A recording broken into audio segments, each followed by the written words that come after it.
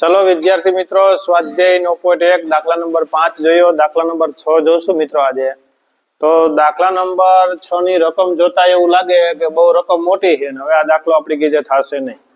તો દાખલાને મેં વારંવાર હું તમને કહું, રકમ તમારે વાંચી લેવાની, 2 વખત વાંચી લેવાની, સમજવાની સંપૂર્ણ કોશિશ કરવાની, પછી દાખલાની શરૂઆત કરવાની. તો જોઈએ આપણે રકમ વાંચીએ.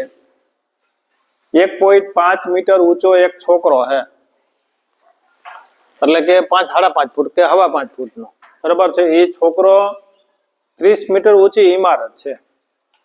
દાખલા તરીકે આ ઇમારત છે, આ મોટી આ દિવાલ છે ને, એ જ એક ઇમારત છે, અને હું અહીંયા ઉભો છું, હું છોકરો છું.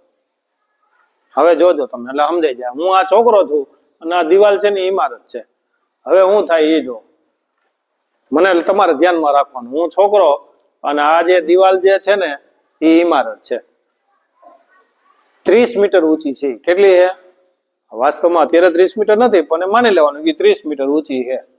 ઇમારતની કોઈ એક અંતરે ઉભેલ છે, ઇમારતની કોઈ એક અંતર, એટલે હું છેલ્લે અહીંયા ઉભો.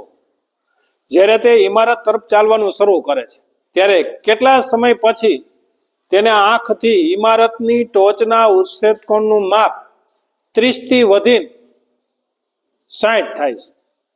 30 થી વધીને 60 થાય છે. તો તે ઇમારત તરફ કેટલું ચાલે છે? હવે મારે, હું અહીંથી ચાલુ છું, એટલે હા, હવે તમે જોજો આકૃતિ કેમ થશે. અહીંથી આ તમારે સળંગે સળંગ મોટી, ત્યાંથી સીધે સીધું પેલા હું અહીં ઉભો હતો, એટલે ઓલી ઇમારતની ઊંચાઈ થઈ ગઈ, વાહ કાટકોણ ત્રિકોણ થઈ ગયો. હવે અહીંથી હું ચાલ્યો, એટલે ત્યાં એ નામ આપ્યું, અહીંયા બી આપ્યું, અને અહીંયા હું ડી નામ આપી દઉં. હવે તમને થાય સી નામ ક્યાં? તો સી આગળ જુઓ. હું અહીંથી ચાલુ હું 30 થી વધીને અહીંયા 60 થાય છે, પણ અહીંયા સુધી ચાલુ જો. તો તે ઇમારત તરફ આ અંતર હું કેટલું ચાલ્યો હશું? ઇમારત તરફ, ઇમારત તરફ જ જાઉં છું ને હું ક્યાં જાઉં છું? ત્યાં નથી પહોંચ્યો, હું અહીંયા આવી પાછો સ્ટોપ થઈ ગયો. તો અહીંથી હું ઇમારત તરફ કેટલું અંતર ચાલ્યો હશે એ આપણે મેળવવાનું છે. તો જો આકૃતિ, તો કેમ આકૃતિ બનાવવાની એ જ આપણે જોવાનું છે. જો અહીંયા આકૃતિ આપણે જોઈએ બનાવી. દાખલા તરીકે એક ઇમારત છે. હવે આ છોકરાની ઊંચાઈ દાખલા તરીકે અહીંથી એટલી આ માની લઈએ. આ છોકરો છે, આ એક છોકરો ઉભો છે અહીંયા, 1.5 મીટર ઊંચો છે. તો આ પણ કેટલું હોય મિત્રો? 1.5 મીટર જ હોય ને. આ 1.5 મીટર છોકરાની ઊંચાઈ છે, સમજાય? 1.5 મીટર છોકરાની ઊંચાઈ છે. હવે આપણે જોવાનું શું છે એ જો, બહુ સમજા જેવો દાખલો. 30 મીટર ઊંચી ઇમારત છે, આખું સળંગ 30 મીટર આખી ઇમારત છે. આ તો ઇમારત જ છે ઠેઠ સુધી. આ છોકરો અહીં ઉભો છે, બરોબર છે. અહીંથી જ ઇમારત તો તળિયેથી સ્ટાર્ટ થઈ જાય ને. હું અહીંયા જેટલો ઉભો હોય તો ઇમારત તો ત્યાંથી સ્ટાર્ટ થઈ જાય. તો અહીંયા મારી ઊંચાઈ એટલી હોય તો ઇમારતનું આમ 30 મીટર છે, તો એટલું અંતર નીચે છે એ છોકરાનું એટલું કપાઈ જવું જોઈએ આમાંથી. પછી આપણે જોશું આગળ, એ સમજાવીશ તમને. 1.5 મીટર, આ પોઈન્ટ 1.5 મીટર, અહીં છોકરો છે. હવે થાય હું જો, અહીંથી આ નામ આપણે આપી દો, એ અને બી અહીંયા નામ આપી દો. હવે છોકરો અહીંથી હાલવાનું ચાલુ કરે અને ઇમારત તરફ આવે છે. સમજાયું તમને મેં હમણાં? ઇમારત તરફ જાય છોકરો, એટલે કે અહીંયા આખે આખો જ હોય, બરાબર છે. તો તમે આખું નામ આમ પણ લખી શકો સીધું, કારણ કે અહીંથી જ હાલતો હોય, પગથી જ હાલે, બરોબર છે. આખે આખો અહીંથી હાલે, અહીંયા પહોંચે. ત્યાં નામ આપી દો, અહીંયા નામ આપી દો ડી, અને અહીંયા નામ આપી દો સી. તો એ બી સી અને ડી થઈ ગયો. આ છોકરો હે, ફરી કહી દઉં, એની ઊંચાઈ 1.5 મીટર, એ હાલીને અહીંયા પૂગે છે. તો મેં તમને કીધું તો ઇમારતથી નજીક હોય તો કયો ખૂણો હોય? 60 નો.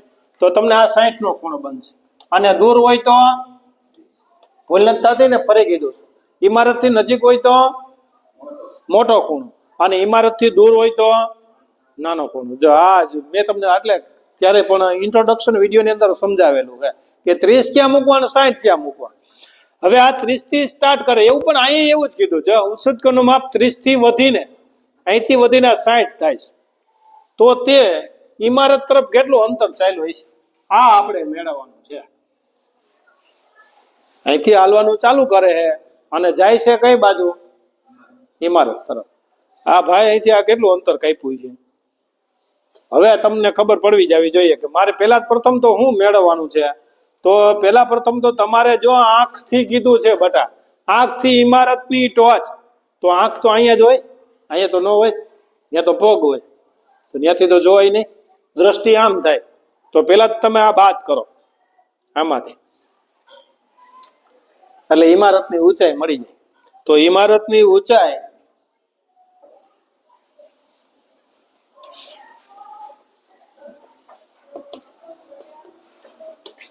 કુલ ઊંચાઈમાંથી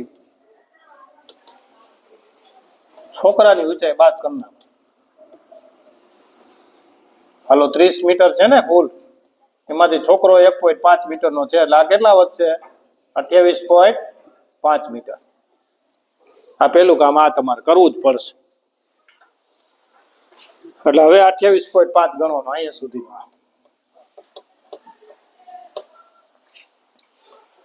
હવે હું મેળવું છું તો કે જો હું સાઈન નું મૂકું તો સામેની બાજુ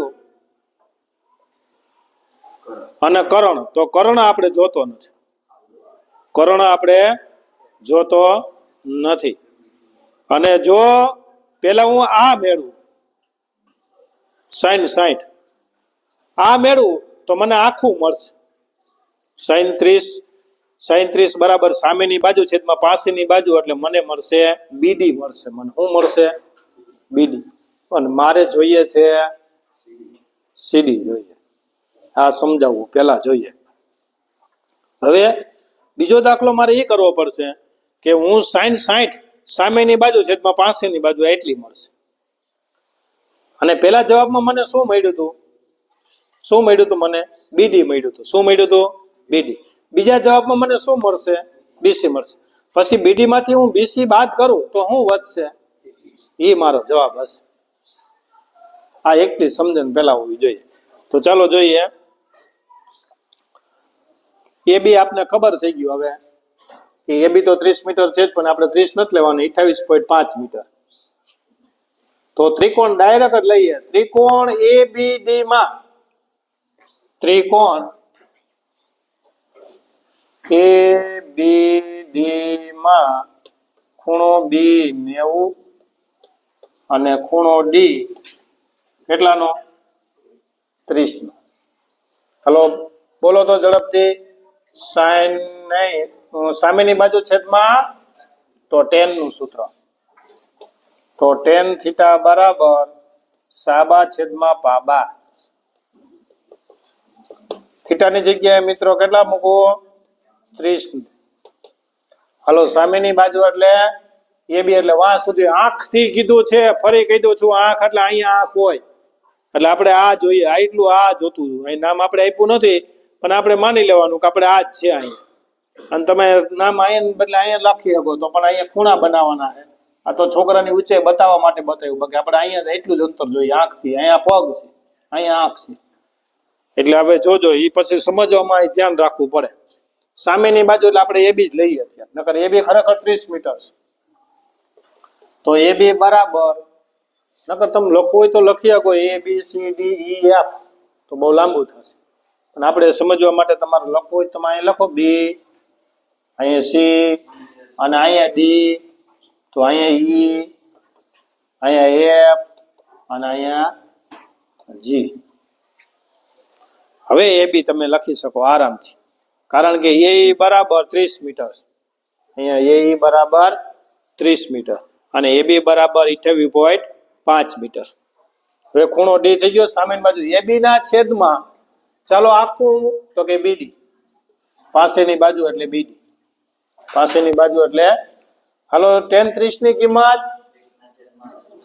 1/√3 બરાબર AB, AB 30 મીટર બરાબર ને, 28.5 મીટર અને BD એમ. હાલો BD ગુણ્યા 1, 1 ગુણ્યા બીડી બરાબર 28.5 √3.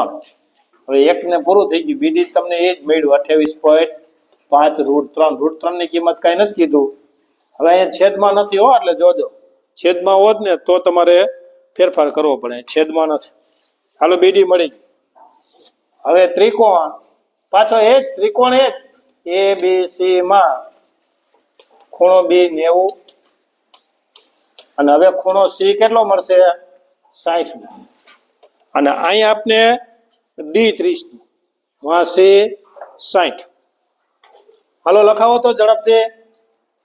tan 30 બરાબર tan થીટા બરાબર સામેની બાજુ છેદમાં પાસેની બાજુ.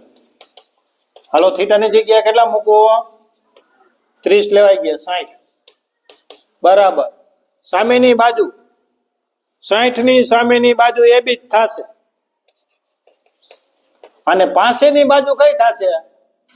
અહીંયા આપણે છે એટલે આ BC. હાલો tan 60 ની કિંમત કેટલી થશે?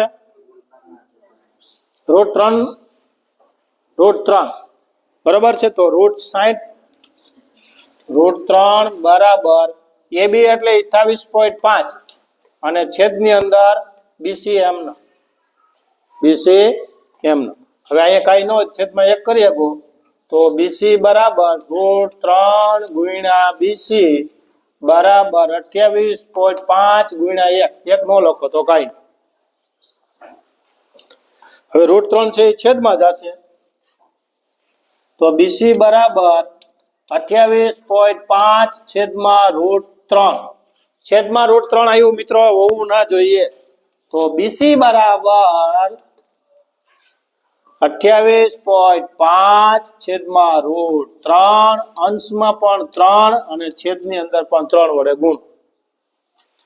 તો BC બરાબર 28.5 √3 છેદમાં 3, છેદની અંદર 3. 28.5 ભાગ્યા 3 થાય તો કરો મિત્રો. તો 28.5 ભાગ્યા 3, 3 નવા ને 27, 1 અને 3 પંચા 15, 9.5. અહીં આવશે 9.5. તો BC બરાબર 9.5 √3 મળ્યું. આપણો જવાબ હજી નથી મળ્યો. હા, આપને BC મળ્યું. પેલો જવાબ આપને મળ્યો તો BD મળ્યો. હવે મારે જોઈએ છે C અને D. તો કોનું અંતર જોઈએ? તો ઇમારત તરફ છોકરો કેટલું અંતર ચાલ્યો એ આપણે જોઈએ. અહીંથી ચાલવાનું શરૂ કરે અને અહીંયા સુધી પહોંચે, પછી કહે હું કેટલું ચાલ્યો, એટલે આ આપણે મેળવવાનું છે. તો મારે જોઈએ CD. તો CD બરાબર આખું માપ એટલે કે BD માંથી માઇનસ BC હું બાદ કરશું. તો મને BD નો જવાબ મળ્યો તો જો અહીંયા 28.5 √3 માઇનસ 9.5 √3. હાલો 28.5 માંથી 9.5 નો હોય તો અહીંયા રફકામ કરી જ લેવાનું.